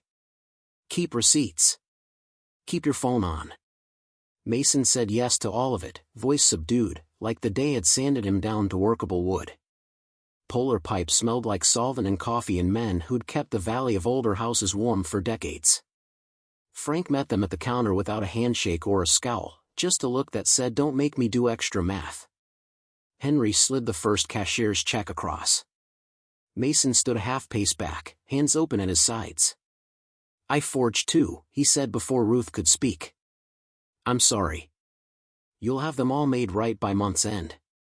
Frank studied him, then the envelope. He nodded once. Don't lie to me on the second Tuesday, he said. That's when I pay my guys. We won't, Ruth said. You'll have a schedule by Friday. Frank's mouth twitched toward a smile and didn't quite make it. Paper has teeth, he said.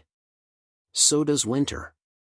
Outside, Mason exhaled like he'd been holding his breath for a season. At the clinic, fluorescent light flattened everyone. A receptionist with a ring through her eyebrows slid a clipboard over with boxes, gambling screening, impulse control, anger. Mason's hand shook on the first signature and steadied on the third. A counselor named Tessa Greer, ponytail, sweater, eyes that did not blink too often, led him down the hall. Group Tuesday, she said. One-on-one Thursday. If you're not here, we call your lawyer. If you're here and lie, I'll know. It's what I do. Deal? Deal, Mason said, trying to hide that the word felt like a lifeline. From the waiting chairs, Henry read a laminated flyer about ice thickness he could have written himself years ago. 8 inches for a small car. 12 for a pickup. He traced the bold numbers with a thumb, the way old injuries learn new meanings. When Mason came out, his face had that raw post-scrape look you get when a nurse washes a wound too clean. He didn't meet Henry's eyes. He nodded toward Ruth. Thursday at 10. I'll be there. Good, Ruth said. Call me if you want to run before then. I'll talk you out of it. He almost smiled. Okay. The town did what towns do, it watched. At the diner, a pair of men in Carhartts stirred coffee and made their opinions sound like facts. He left him on the lake, one said. Attempted murder. The other shrugged. He walked into the Post and said it.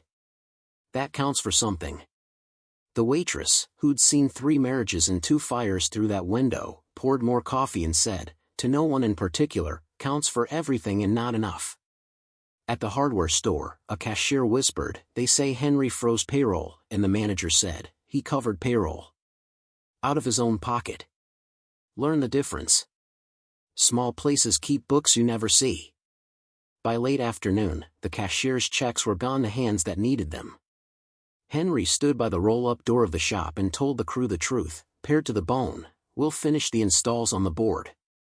No new jobs until the audit's done. You will be paid through the month. After that, we decide, wind down or reopen clean with a different name and set of rules. He didn't say with or without my son. Men aren't always owed the last adjective. Nobody cheered. Nobody jeered.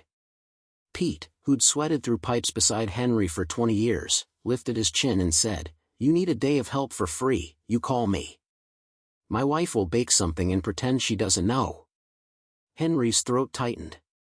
He nodded once, the precise motion men use to keep from spilling more than they can mop up. At 5:40, Dan's cruiser idled outside Linda's.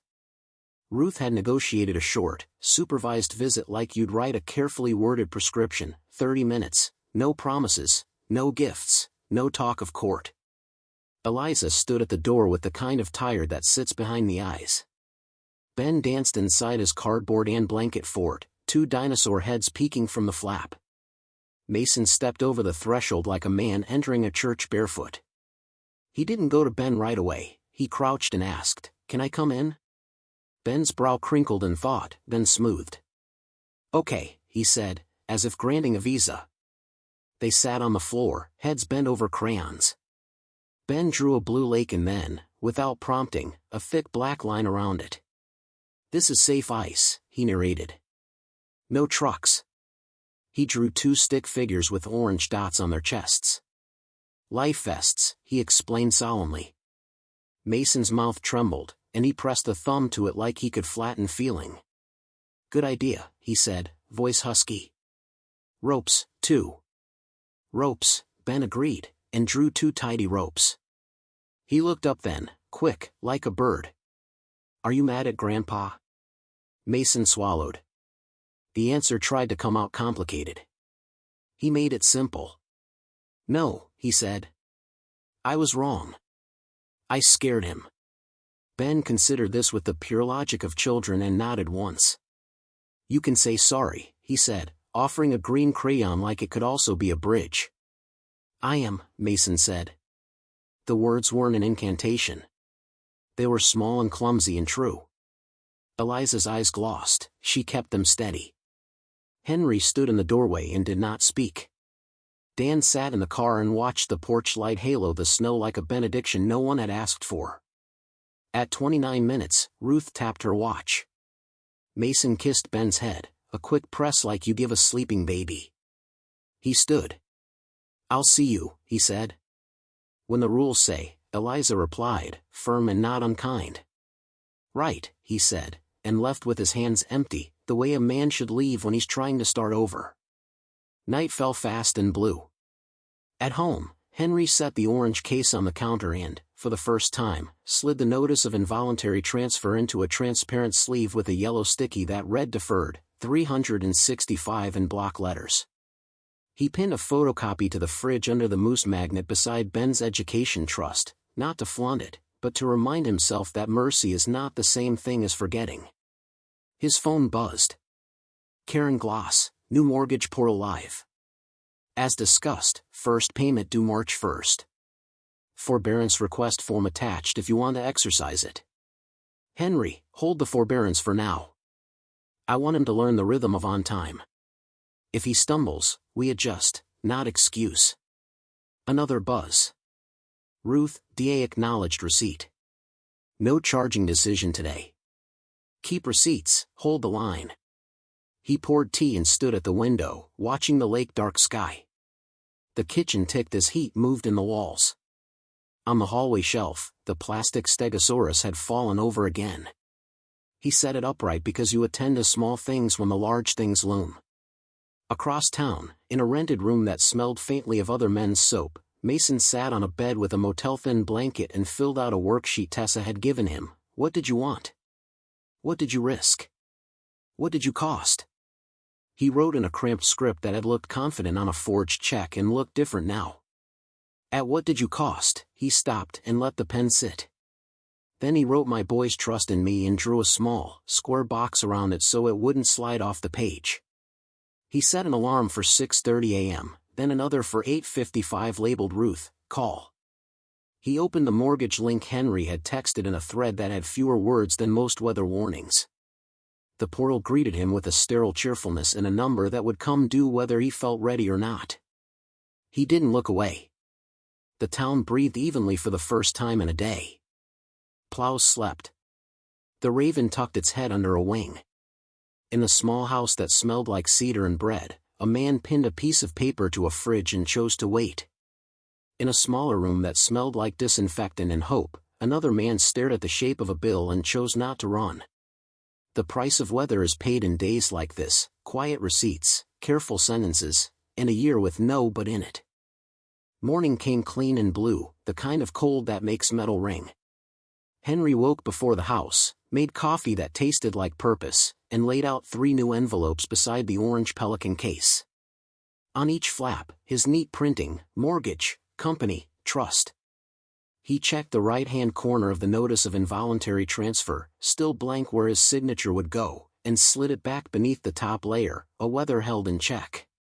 Dan's cruiser idled once past the window, a slow patrol. A text from Ruth arrived at 9:11, 3 p.m. as planned. I want to bring their trust counsel on speaker for 5 minutes. Henry, do it. He called Karen. One question, he said. Substitution of trustee recorded? Yesterday, for 32 p.m., Karen replied. North Current is beneficiary of record. The assignment to the Ben Trust can be made contingent under your letter. Good, Henry said. Hold the letter until 4. At 2:59, the light in the kitchen had a hard edge. Ruth and Mason stepped in with winter on their coats and something like readiness in their faces. Dan took the chair by the window, came quiet, here is neighbor, not cop. Henry didn't sit. He opened the Pelican and set the envelopes out like instruments in a tray. We start with the house, he said, tapping mortgage. Mason's shoulders went up a fraction. Acceleration, he asked, trying to keep dread out of his voice. Choice, Henry said. He pulled the first document, deed and trust, conditional conveyance.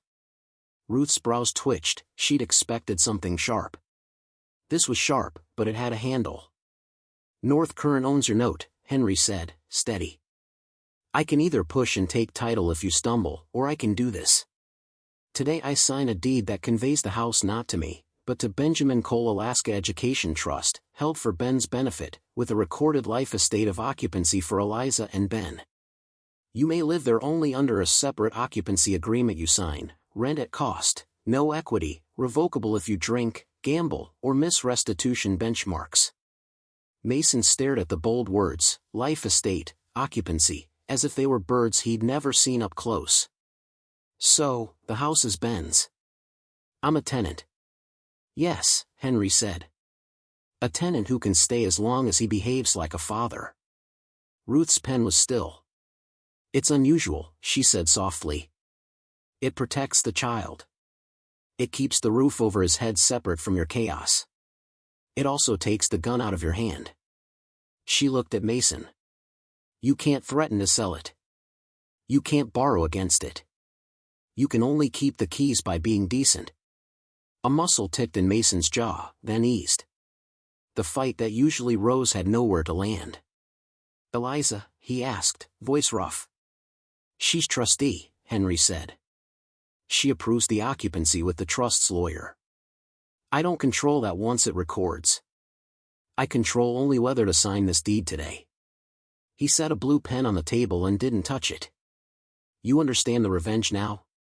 Mason's mouth shaped a bitter smile that died before it reached his eyes. You made me live the consequences, he said. You took away the parts that made me stupid and left me the parts that make me sweat. Henry's gaze didn't move. That's about right. He slid the second envelope forward, company. Inside, Ruth found what she hadn't expected, Henry Cole Irrevocable Employee Trust, term sheet and a notarized letter of intent. She read, eyes narrowing in concentration. My 51%, Henry said, transfers at year-end to an employee trust if, and only if, the audit clears and all vendor restitution is completed. Voting trustees, 2 senior techs and an outside CPA. Profits roll to a retirement pool. The trust owns the name, trucks, and accounts. No family member can be a beneficiary. He tapped the amendment copy. Your 49%, per the clause, is set to move to Ben's trust upon notice. I've deferred that for 365 days. If you do the plan, I won't file the notice. Instead, I leave your 49% where it sits economically, but I strip your vote permanently and appoint the Ben Trust as co-guardian of that stake's decisions. You will never take money out of this company again. But if you do the work, you can sit at the table that protects your son's interest. Ruth let out a low breath she'd been holding. It's brutal, she said. And generous. Mason's eyes went raw. You're giving the company to the guys? He asked, a strange blend of outrage and wonder. Pete and them? I'm giving it to the work, Henry said.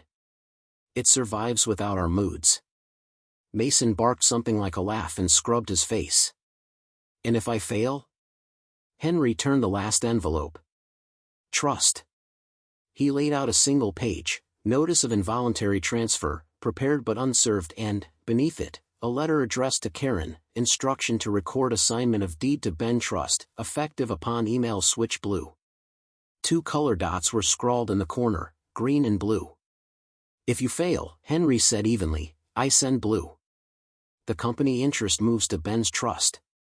The deed record same day. You're out of the house. You become a visitor by court schedule. I won't need to raise my voice. Paper will do it. Silence came into the room and sat down. Mason looked at the pen. He didn't reach for it. He looked at Dan, who gave him nothing but a human face. He looked at Ruth, who gave him the smallest nod anyone could see. He looked at Henry. You're not asking me to sign the punishment, he said. I'm asking you to sign the occupancy agreement and the rehabilitation plan Ruth drafted with the trust council, Henry said. And to live them. I'll do the deed after you sign. Not before. Mason swallowed. Why not before? So you know I'm not bluffing, Henry said, and his voice, finally, carried weather. And because I want you to feel what it means to hand your son a set of keys I can't take back, even if you make me mad. Ruth slid the rehabilitation plan across. Benchmarks. Dates. Receipts. Test results. Group attendance. Vendor ledger. A signature line labeled member, Mason Cole. Next to it, a signature line labeled managing member, Henry Cole, and another labeled trustee, Eliza Cole, consent to occupancy. The room waited while 3 people decided what kind of story they were in. Mason picked up the pen. His hand shook. He steadied it with the other and signed the plan. Then he signed the occupancy. He set the pen down with care, as if it could roll and break something. He looked at Henry. I won't make you send blue. Henry nodded once. He didn't say good. He reached for his phone, typed a short email to Karen he'd drafted this morning, and pressed send, record deed to Ben Trust per attached. Occupancy agreement to follow. Switch green complete. Now switch gold. He looked at Mason. Gold means we give a child something that can't be pawned. Ruth stood and called the trust's lawyer. They confirmed language, then hung up with the dry kindness of professionals who move the world an inch at a time. Dan watched the driveway, eyes on the ordinary. Somewhere, a raven laughed. Henry signed the deed in trust. The pen moved smoothly, no flourish. He did not look triumphant. He looked like a man finishing a fence before the first calf finds the gap. Mason's phone buzzed. A secure message from the mortgage portal, title change, beneficiary updated, Benjamin Cole Alaska Education Trust, occupancy, Eliza Mason Ben, conditional. He stared at it until the letters meant what they said. He put the phone down and looked at the photograph of Ben in the red hat. Can I tell him tonight, he asked, voice breaking and then finding itself, that the house is his? Henry's answer was immediate. No, he said. Eliza will. You get to tell him when you've made 10 straight vendor payments and 3 clean tests. Then you can tell him you helped keep it. Mason closed his eyes and nodded. Okay. They didn't hug. They didn't shake hands.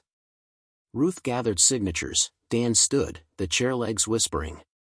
Henry slid the notice of involuntary transfer back into the case and, with a felt tip, wrote across its clear sleeve in block letters, "Deferred, day 1 of 365. At the door, Mason paused. "Dad," he said. He didn't try to be eloquent. "Thank you for taking the gun out of my hand." Henry's mouth went soft at the edges. "Now put your hands to work," he said. "And leave them there." Mason stepped into the bright cold carrying nothing but his coat and a plan. Dan followed him out and tipped 2 fingers. Ruth tucked her tote under her arm and made a call before her boots hit the snow. In the kitchen, Henry stood alone for a moment, then walked to the fridge and pinned a photocopy of the recorded deed under the moose magnet beside Ben's education trust. The papers looked back at him, plain and patient. Outside, the lake lay hard and honest under sun. Inside, steam rose from the kettle like a promise. The revenge had landed without spectacle, a house moved to a child, a company to its workers, a father to the only door that leads back. And in the quiet that followed, you could almost hear paper closing its teeth around what needed keeping, so the people could learn how to live.